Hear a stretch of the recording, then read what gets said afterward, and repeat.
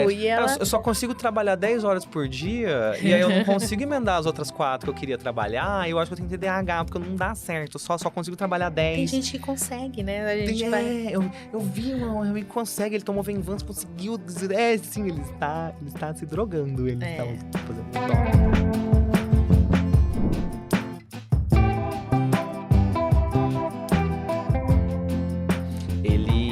Está incluído ali dentro das questões, dos transtornos, dos diagnósticos de neurodesenvolvimento. Então, ele está dentro do mesmo capítulo, né, do autismo. Hoje, a gente entende o TDAH como uma neurodivergência. Então, o TDAH, ele é uma neurodivergência.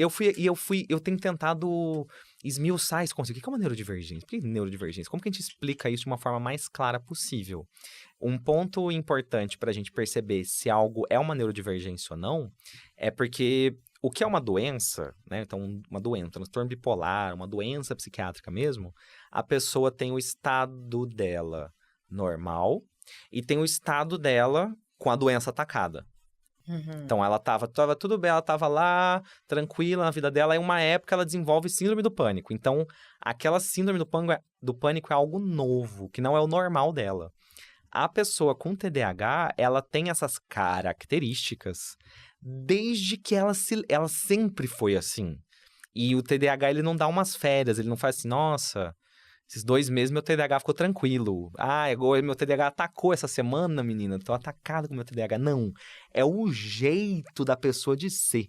É um jeito de ser TDAH desde sempre, desde novo, desde antes dos 12 anos, né? É um critério obrigatório, tem que ser antes dos 12 anos.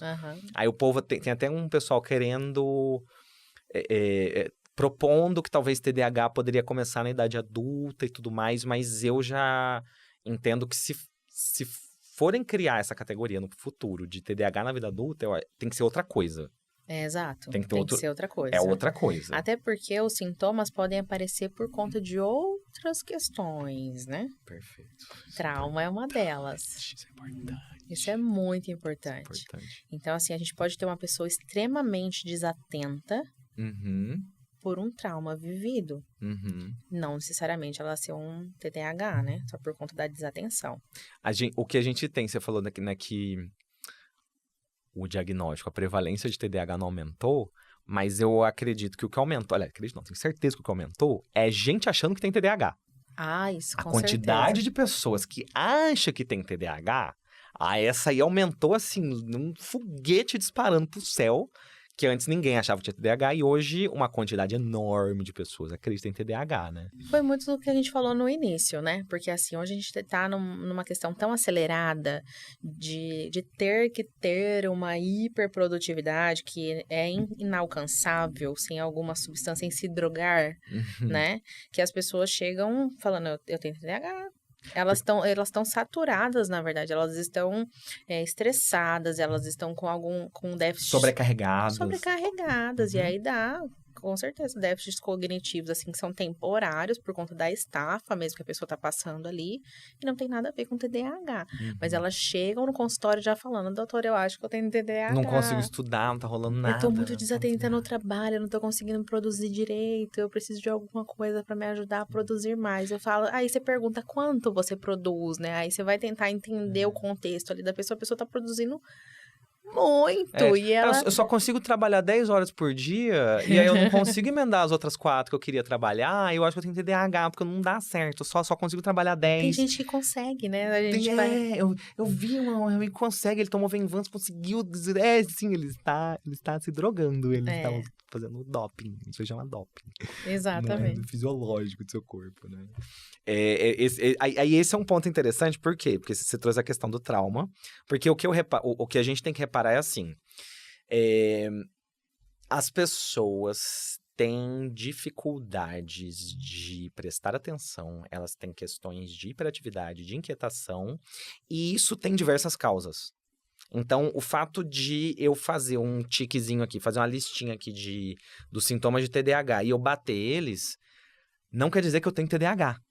Quer dizer que eu tenho desatenção e hiperatividade, que eu sou inquieto, ou sou só desatento, ou sou só inquieto. A pessoa pode ter transtorno bipolar e ser inquieta, e ter o pensamento acelerado, e ser toda desregulada, bagunçada, assim, na vida dela, não conseguir se organizar por causa da bipolaridade. Agora, a pessoa também pode estar dormindo mal, não respira bem, tem uma apneia do sono à noite, e aí de dia ela não vai conseguir concentrar. Então, ela tem uma apneia do sono que dá desatenção para ela, não é o TDAH. E tem esse outro ponto que eu tenho falado, a gente falou de trauma. Acho que a gente tá falando de trauma aqui. Só teve um episódio até agora que a gente não falou de trauma. O resto tudo a gente tá falando de trauma. Tudo tem trauma nessa história.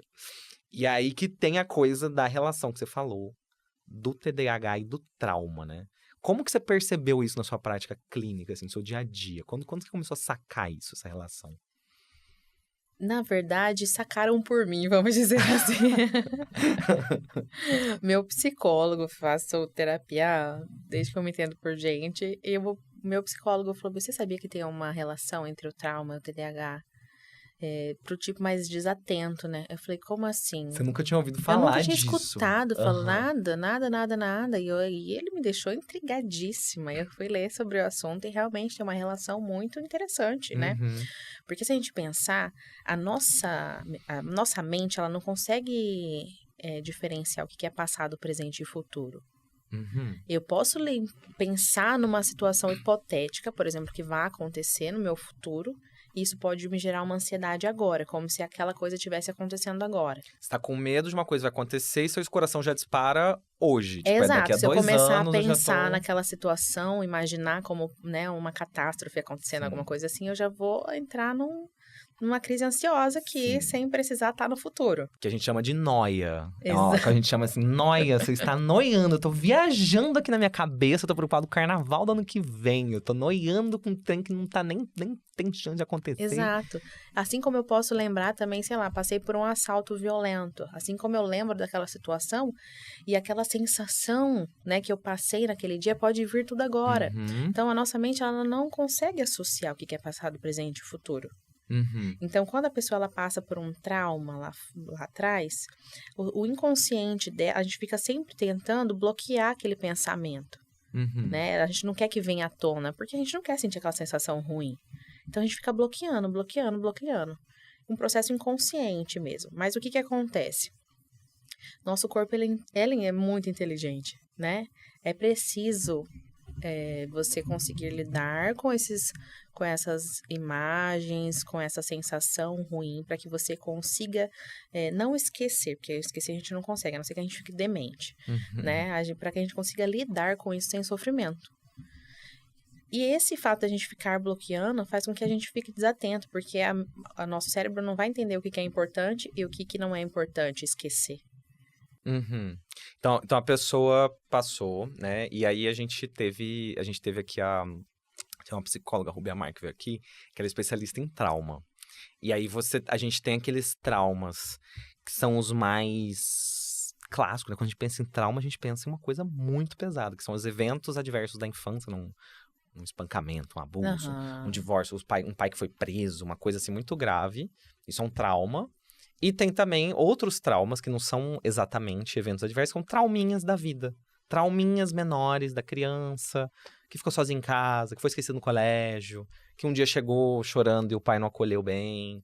São traumas menores, mas que têm um impacto, né, no nosso desenvolvimento. E aí, quando tá essa coisa de lembrar, né, o que a gente chamaria de gatilho. Então, o gatilho ele vai lá, é um anzol que pesca um BO lá de trás, um problema lá de trás que a gente não conseguiu superar, né? O trauma, ele tem essa característica de ficar congelado na gente, tá sempre meio que ali, tá sempre meio que, de repente ele aparece, você não sabe quando ele vem, e isso dá essa sobrecarga mental, né, na pessoa. Não só mental, física também, porque é o que o meu psicólogo, Lacordaire, né?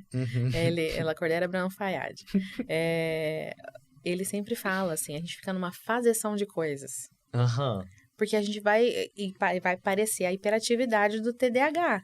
Porque a gente faz uma coisa aqui, faz uma coisa ali, vai juntando faseção de coisas, porque a gente não quer parar e lidar com aqueles pensamentos ruins.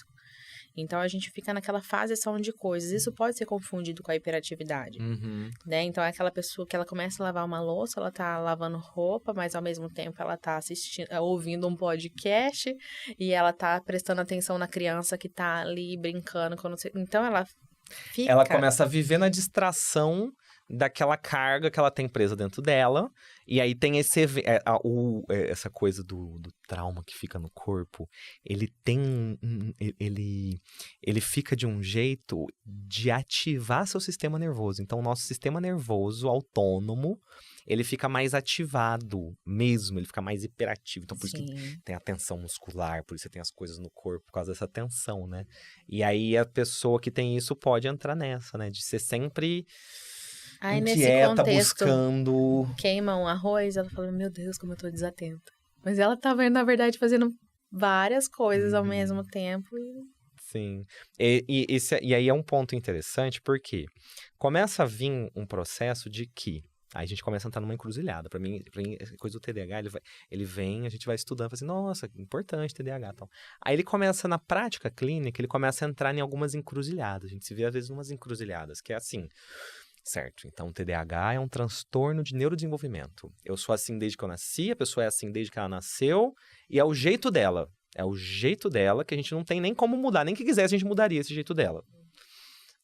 Por um lado, e aí eu vou medicar, vou tratar, e pelo outro lado, existem essas desatenções, esses esquecimentos, essas inquietudes, essas distrações constantes que têm uma função. Elas são distrações funcionais da pessoa é como um mecanismo de defesa para ela lidar com o estresse acumulado e o estresse do dia a dia. Então, tem que ter muita finesse, muito trabalho. Os psicólogos conseguem perceber isso até melhor, né? De entender como que aquela distraibilidade da pessoa, aquela desatenção dela, é só quando tem algo que faz emergir um estresse nela, um incômodo, e ela não tem ferramenta, tem mecanismo, ela não sabe lidar com aquele grau de estresse, ela não aprendeu a lidar com aquela sensação, não aprendeu mesmo, desde que ninguém ensinou pra ela, não tem ferramenta, acabou. E aí a única ferramenta que ela tem, que ela usa há muito tempo lá, a única chave de fenda, tem só a chave de fenda, que é fingir que não tô vendo. Distrai, boia. Aí quando vem o problema, boia, minha filha, boia, desliga. Some, desaparece, flutua aqui na sua mente. E aí ela entra nessa desatenção funcional, né? Que aí eu acho muito legal de ver como que a pessoa... Então ela tem lá toda essa característica, toda essa clínica de TDAH, ela usa o remédio, a vida dela muda, ela fica melhor e tal, e ela continua no processo de terapia, reprocessando trauma, aprendendo a se modular, né? Medita, faz yoga, faz exercício, vai tomando controle sobre o próprio corpo e, eventualmente, ela consegue ir diminuindo medicação, ou às vezes até fica bem sem medicação, né? Algumas pessoas precisam usar, mas outras entram em remissão. Os sintomas podem diminuir. É importantíssimo o que você está falando, né? Imagina um TDAH fazendo meditação. Pois é! Não. Ele tem que fazer... A primeira vez que eu fiz, eu achei que eu tinha passado 10 horas dentro da sala de meditação.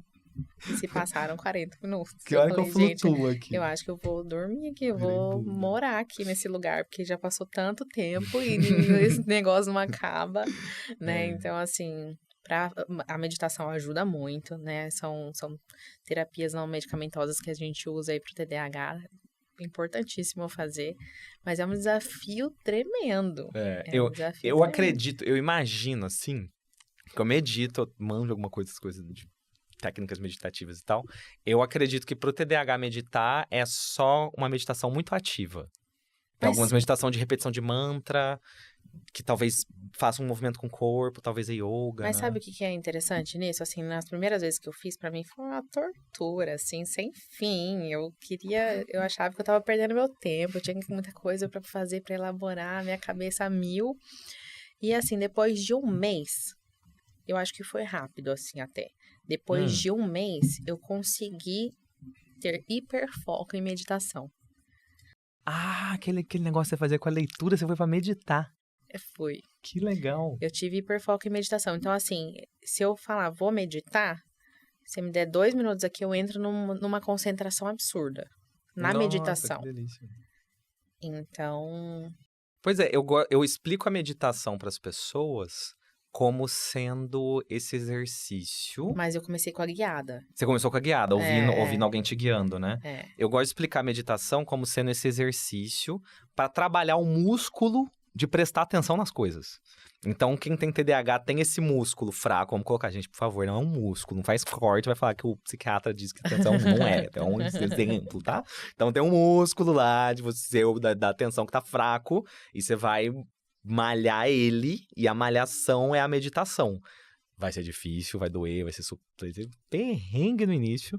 Mas depois de um tempo, tentando progressivamente, às vezes até inclusive, até estimulo quando a pessoa começa a usar o remédio, ela passar a ir meditar, buscar isso, porque aí facilita e depois de um tempo você desenvolve, né? Porque aí tem esse é um ponto que não pode faltar, que é, certo, você pode ter, você sempre teve essa neurodivergência, este é o seu jeito, mas você tem uma plasticidade cerebral, você é capaz de moldar o seu cérebro com alguns hábitos. Então, o nosso cérebro ele não é um órgão que fica parado para sempre, né? Ele tem uma flexibilidade e se você trabalhar para melhorar a sua atenção, trabalhar para melhorar a sua autorregulação de humor, trabalhar para ter técnicas de controlar a sua hiperatividade, trabalhar para tudo isso, você vai aprendendo coisas novas. Uhum. E aí é nesse processo que eu imagino que você conseguiu até ir diminuindo medicação, né? Trocando uma forma de tratamento. Usei 4 anos e não precisei tomar mais. Confesso, assim, que na minha gestação, eu senti muito a minha desatenção piorar. Ah, então você estava grávida, e aí grávida já fica meio desatenta mesmo, né? Já fica naturalmente. Aí tem toda uma questão fisiológica, que a mulher, ela tem... Eu nem lembro o termo usado, assim, mas ela tem um edema... Edema gravídico. Gravídico, que a gente chama, que é como se fosse um inchaço no cérebro, né? Para falar assim, mais popularmente falando. Isso atrapalha muito a questão da atenção da grávida em si. Imagina uma grávida com TDAH. Era uma desatenção absurda, assim. Às vezes eu ia pra consulta da obstetra sem levar os exames que eu tinha feito. E ela precisava ali do ultrassom. Como é que vai? De quantas semanas? Né? Então, assim, é desafiador. Agora eu tô grávida de novo. Então... muitas revelações nesse podcast. Olha só, a gente ficou sabendo. Ela fez música, o nome do psicólogo e tá grávida. O psicólogo dela é o mesmo que o meu. Tá aí, 4ª revelação. Pronto. Tá, vocês não esperavam por essa, né? É, isso mesmo. Já no mesmo psicólogo.